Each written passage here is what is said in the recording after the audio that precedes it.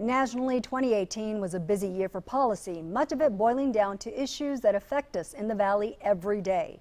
From national headlines and alleged corruption to local adversity. Channel 5's Taylor Winkle takes a look back at 2018 in the Valley in the first of our two-part special.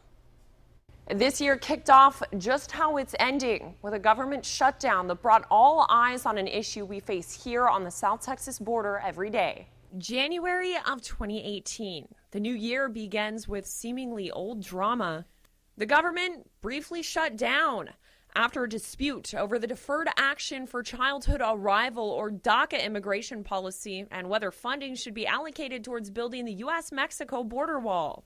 Hopefully the Democrats will join us, or enough of them will join us, so we can really do something great for DACA and for immigration generally. That decision leaving DACA students throughout the Valley living in uncertainty.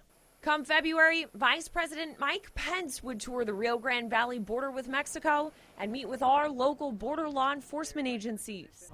February also brought the arrest of State District Judge Rudy Delgado. Delgado retired and resigned from the bench after an indictment by a federal grand jury for charges including bribery. We have the presumption of innocence. I intend to let the judicial process take its course. This all before he'd go on to win an election for the 13th Court of Appeals on the November ballot. In March, as another government shutdown loomed, Congress approved funding for 33 miles of border wall to be constructed in the busiest corridor for illegal border crossings, the Rio Grande Valley. We have no idea who they are, what they do, where they came from. We have no idea what their records are. We don't know if they're murderers, if they're killers.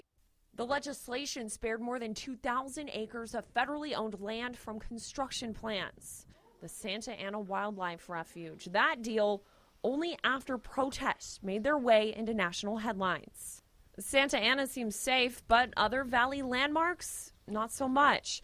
A state park, a historic church, and an eco-important butterfly center, all left on unsolid grounds.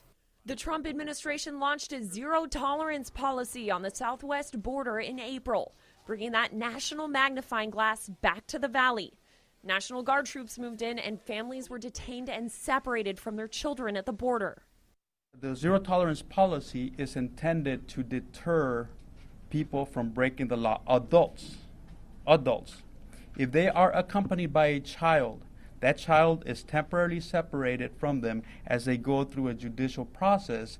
The Department of Homeland Security reports nearly 2,000 children were separated from their parents during a window from April to May.